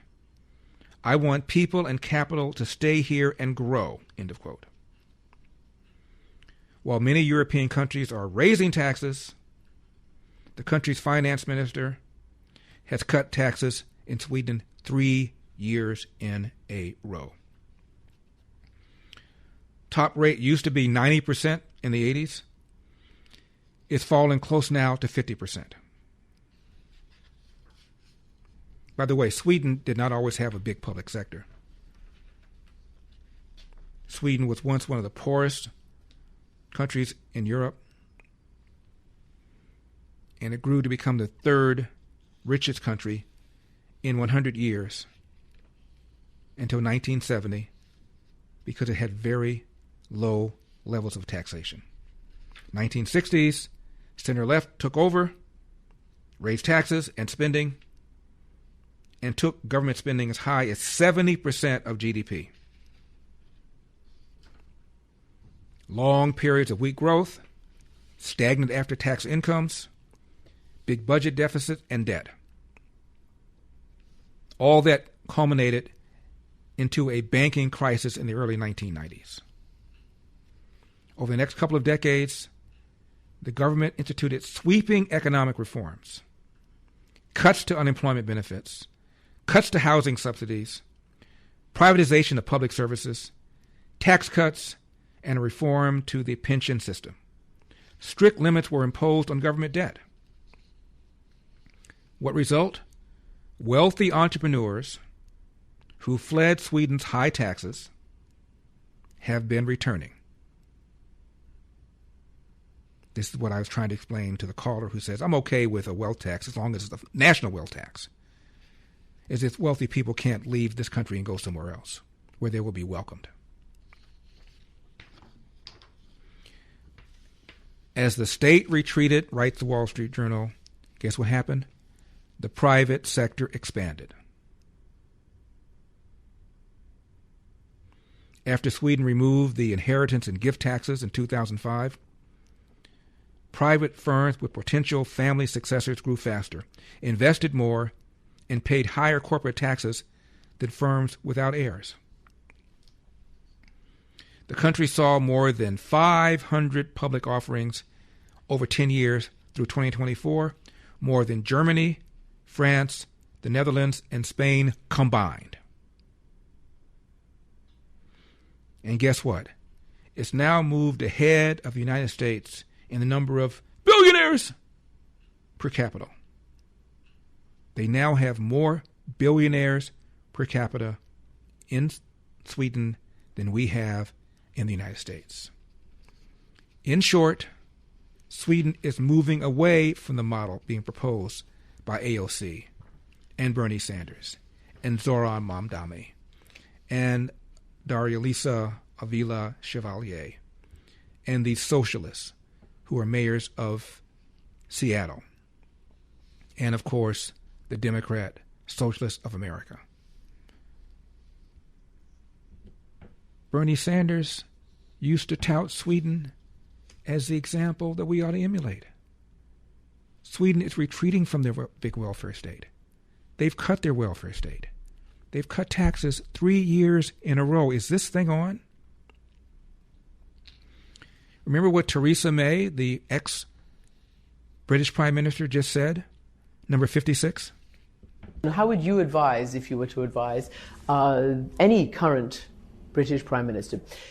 The Defence Minister resigned over UK defence spending. What does this next Prime Minister have to do? And, well, we've just had a NATO summit, knowing that there's so much domestic that needs to be dealt with as well. Is to commit to the NATO, which has been done, commit to the sum of spending on defence, UK government getting on top of welfare reform and ensuring that we are spending less on welfare. That is... ensuring we ought to spend less on welfare?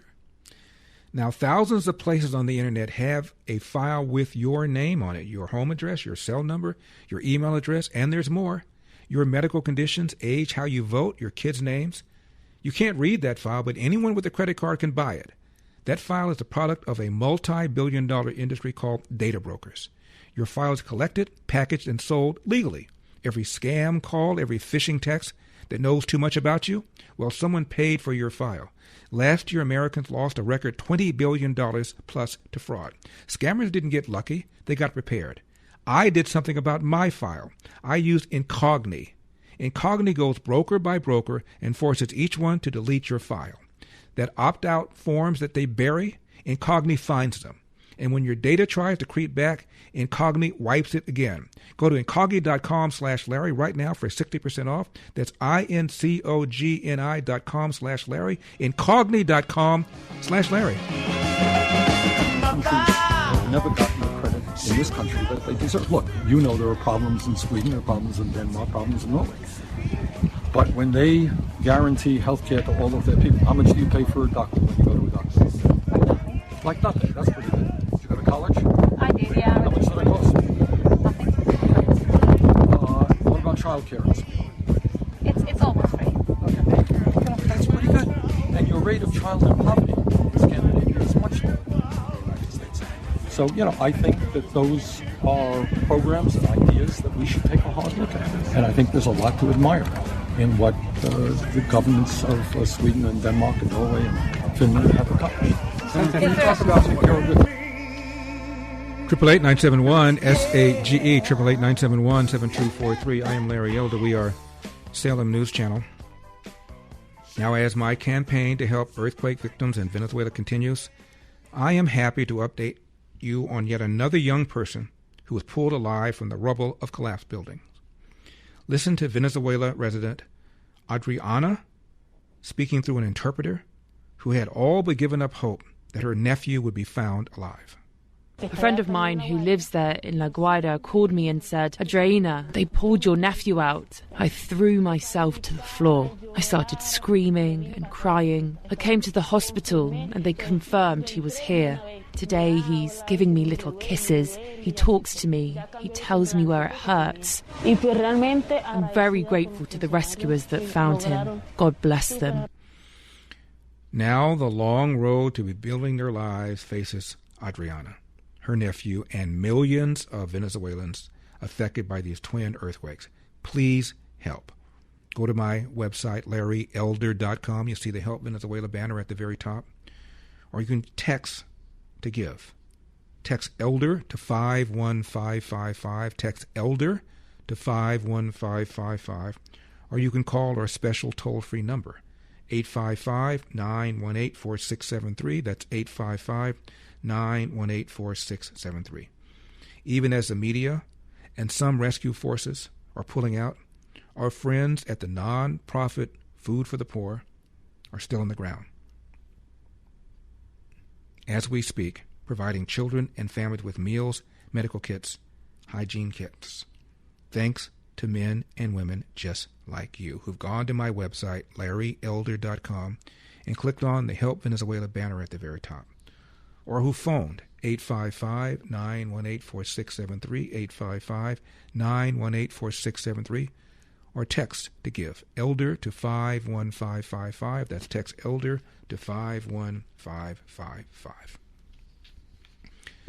Now, a couple more things about socialism, about Bernie Sanders' praise for Sweden, even as Sweden is drawing down, not expanding their welfare state. How many times have you heard people say they want, quote, Medicare for all, or single payer?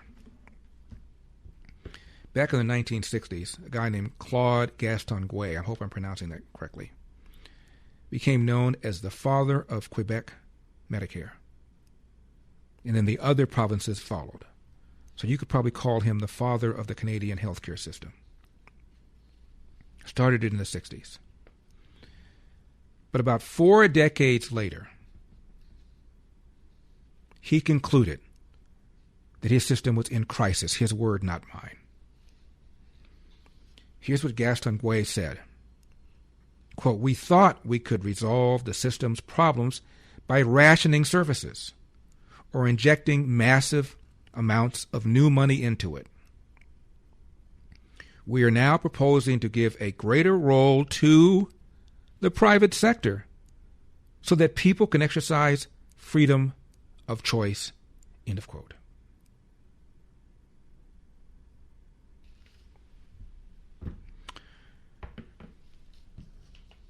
Canada is often looked to as the crowning jewel of healthcare, which is why so many people with money come to America for advanced procedures, come to Detroit, come to Cleveland, where I used to live for years.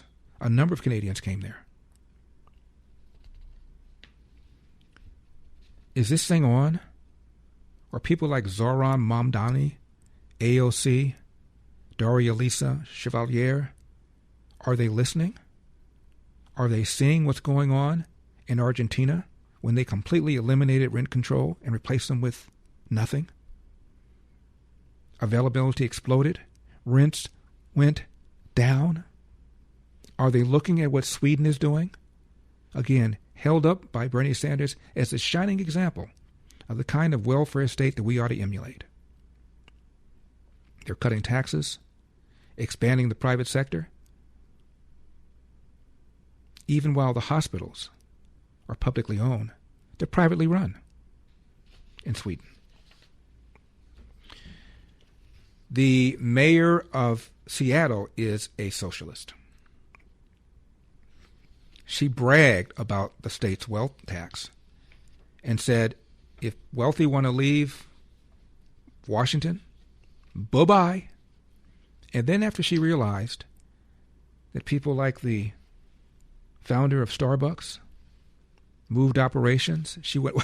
Maybe I was just kidding. I was just. Guess which large city has the nation's highest office vacancy rate?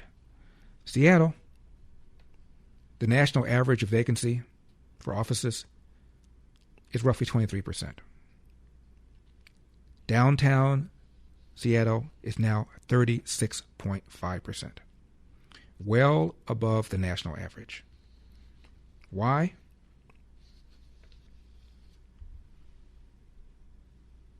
Homeless shelters, crime, high payroll tax,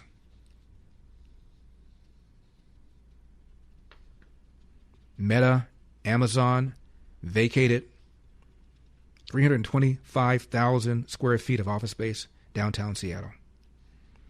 Starbucks, as I mentioned, left for Florida earlier the year. This is what socialism brings. These crazy people that have never met a payroll, have never run a hot dog stand, and they're telling people how to run their businesses. I've told you this story years ago about the mayor of Los Angeles. Garcetti was proposing to sign a higher minimum wage that had been passed by city council. He invited a bunch of small business people into his office. They all brought their profit and loss statements and all told him how thin their profit margins were. And if you did this, we're going to have to raise prices, which cause a drop-off in sales. It'll hurt people on fixed incomes. We're going to defer hiring decisions. If we're going to make any at all, we're going to cut hours. He listened patiently, stood up, and signed the increase anyway. And there was a study that mentioned since Gavin Newsom increased the hourly rate to $20 for fast food workers, the day he signed the bill, Pizza Hut laid off 1,100 drivers, and since then it is estimated that as many as 10,000 fast food workers in California have lost their jobs. Well done. I'm Larry Elder. Yeah.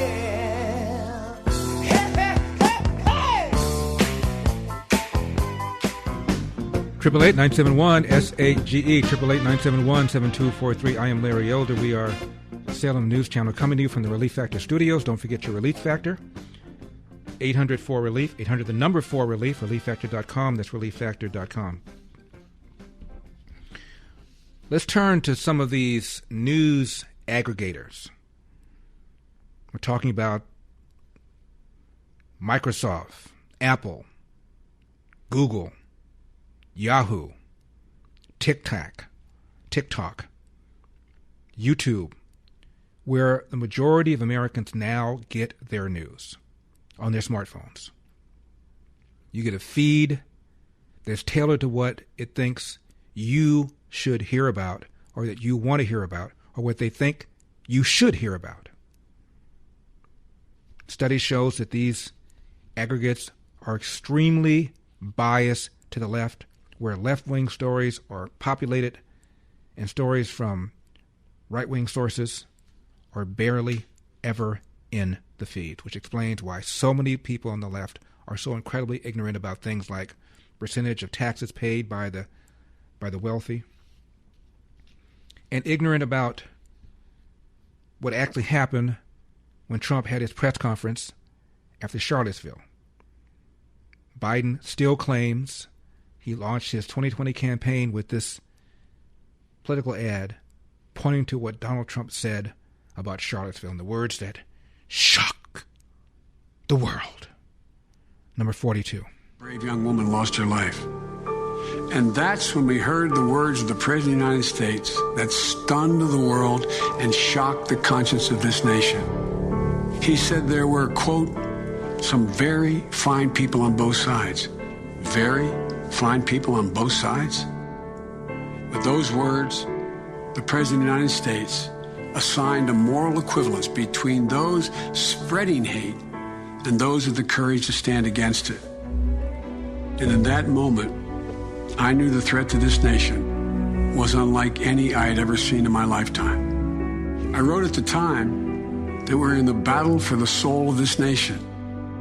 Well, that's even more true today. We are in the battle for the soul of this nation. And that's when I decided I had to suit up. Put me in, coach. I've got to save the nation. Biden said I wasn't going to run. I was done with politics until I saw the president say there were very fine people on both sides, making a moral equivalence between those who were perpetuating violence and those who were defending against it. And that's when I knew I couldn't sit it out. Now, it's a billionaire investor, tech guy,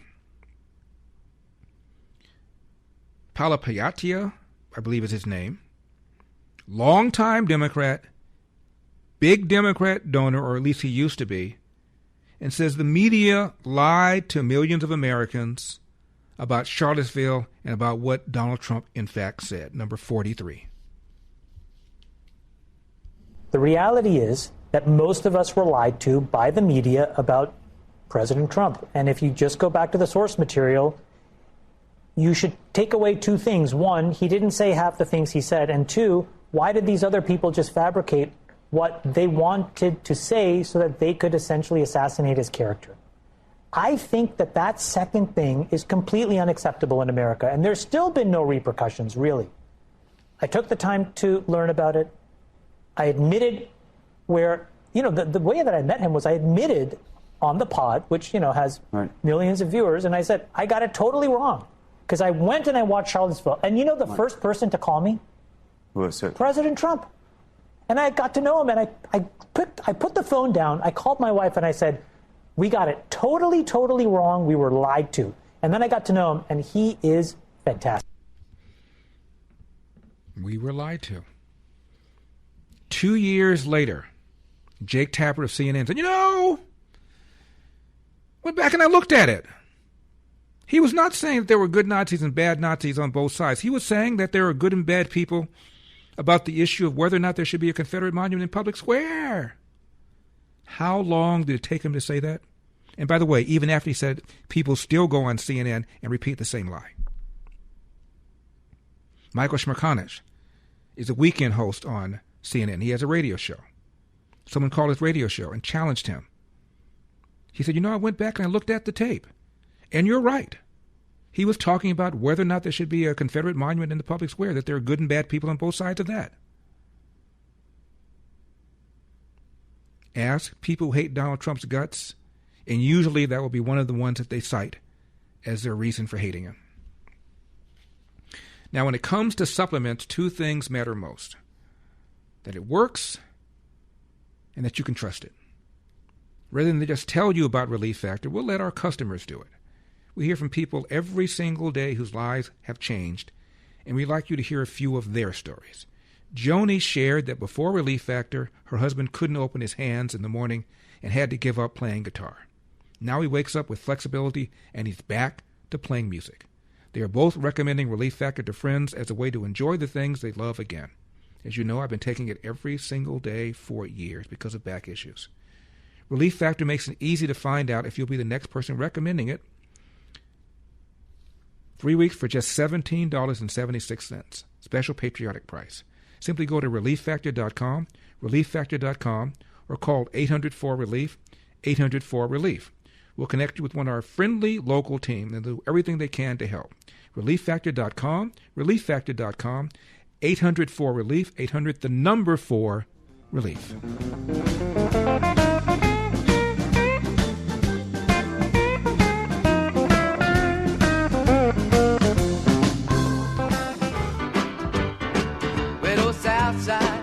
Triple 8-971 SAGE 888-971-7243. I am Larry Elder, Salem News Channel. I want to get to this conference they had in Detroit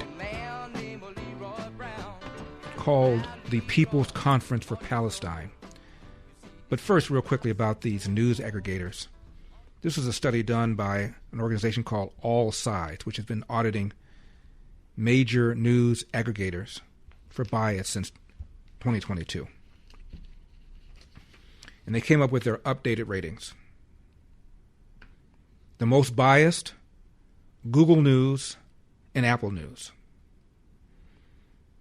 In 2025, Google News curated, meaning posted, 73% of articles from outlets that are biased to the left.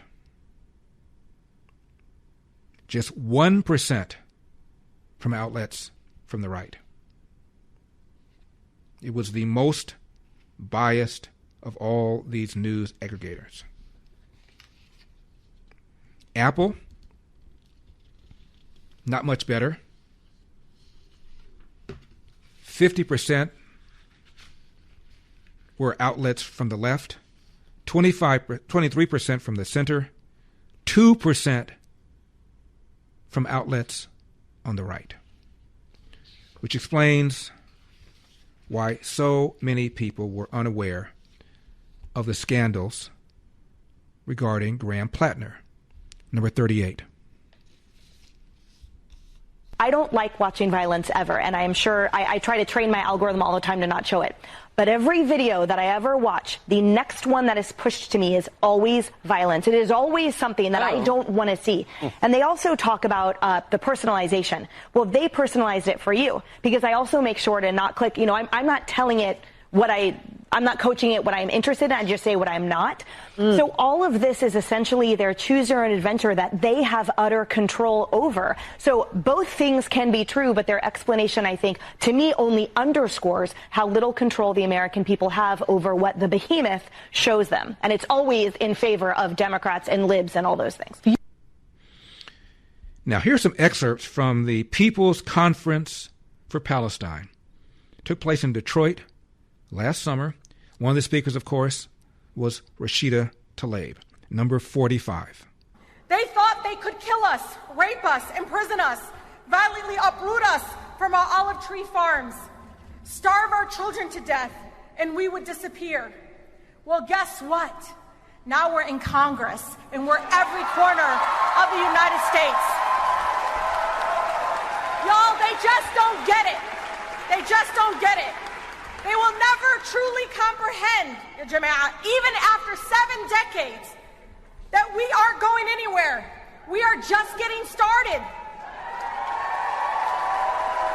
I want to say to all of them, every genocide enabler, look at this room's mother. We ain't going anywhere.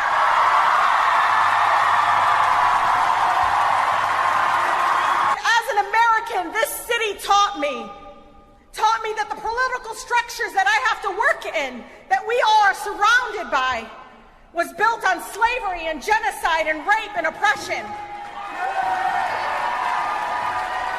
Gaza needs to be saved now. It saved all of us, liberated all of us.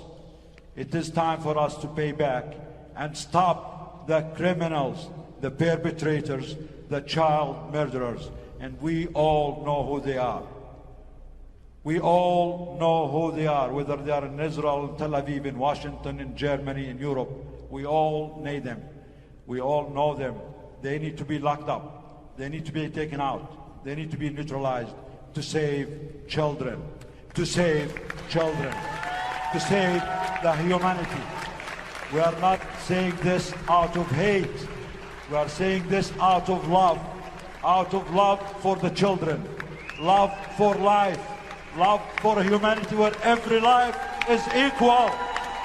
We only hate the war criminals, the child murderers. We need to act now. Speaking up alone is not enough.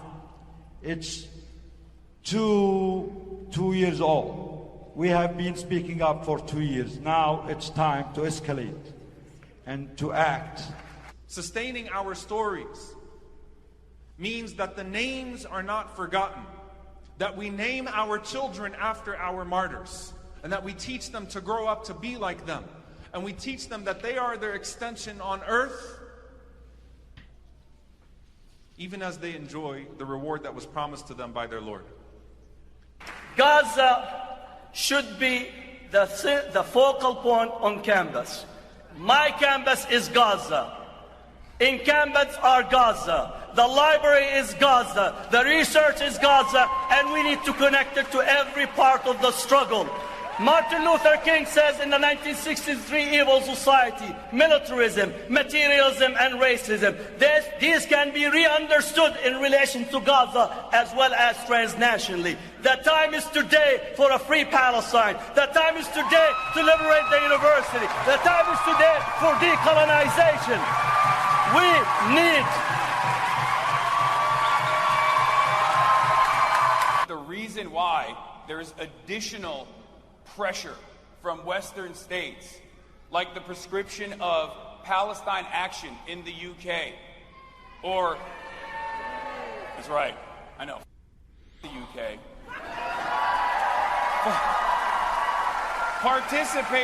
participating in genocide, while also simultaneously offering conditional recognition to a Palestinian state. Palestine exists. The Palestinians exist. It's not up to you to decide that. F the UK. And Abdul El-Sayed is the leading Democrat for the Senate in Michigan, number 40. You told me back in April that the Israeli government is evil as Hamas is evil. Now, the United States government considers Hamas a foreign terrorist organization. So do you think that the Israeli government should be considered by the U.S. as a foreign terrorist organization? It's certainly a rogue state. I mean, they did a genocide, Manu. Now, thousands of places on the internet have a file with your name on it, your home address, your cell number, your email address. But there's more. Your medical conditions, your age, how you vote, your kids' names. You can't read that file, but anyone with a credit card can buy it. That file is the product of a multi-billion-dollar industry called data brokers. Your file is collected, packaged, and sold legally. Every scam call, every phishing text that knows too much about you, well, someone paid for your file. Last year, Americans lost a record $20 billion plus to fraud. Scammers didn't just get lucky, they got prepared. Well, I did something about my file. I use Incogni. Incogni goes broker by broker and forces each one to delete your files. You know those opt-out forms that they bury? Incogni finds them. And when your data tries to creep back, Incogni wipes it again. Go to incogni.com/Larry right now for a 60% off. That's incogni.com/Larry, incog.com/Larry. Take your private life off the market. Incogni.com/Larry. Leroy Brown, the baddest man in the whole downtown. Better than old King Kong, meaner than the junkyard dog.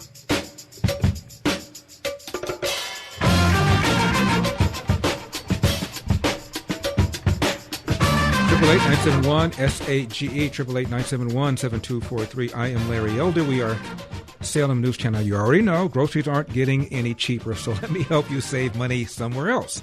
Right now, when you switch to sagewireless.com, I'm paying your first month phone bill.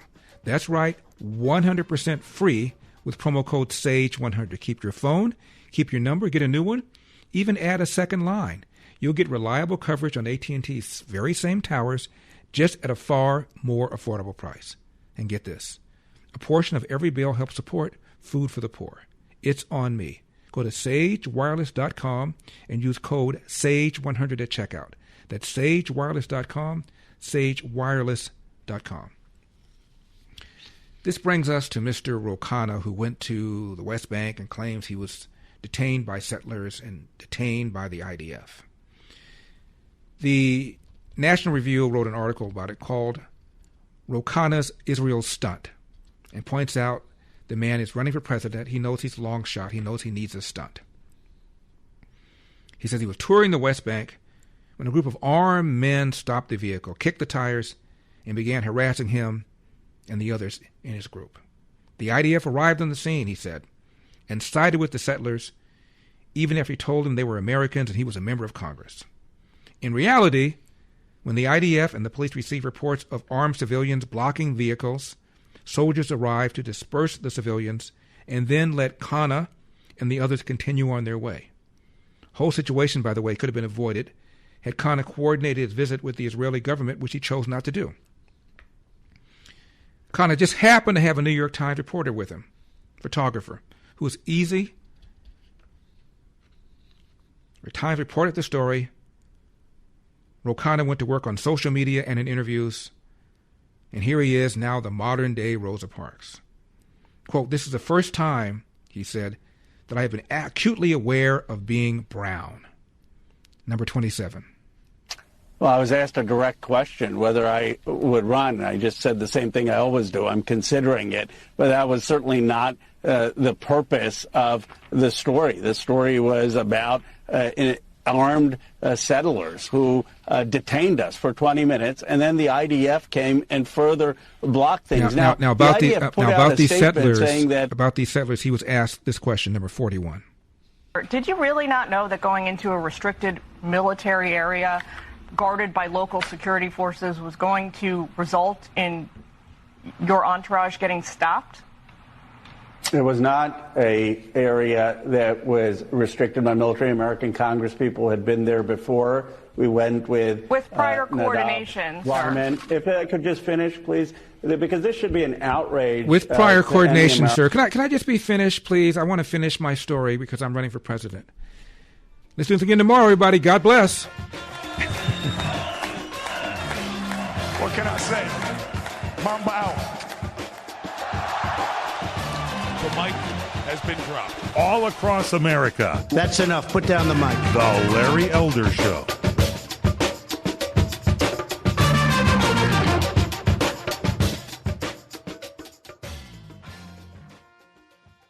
In a world that screams for your attention, there is a place that invites you to peace. You don't need a building. You don't need a choir. You just need to turn your heart to Air One. Air One. Songs that heal. Lyrics that pray for you when you don't have the words. From Lauren Daigle to Elevation Worship and more. This isn't just radio. It's worship for the everyday.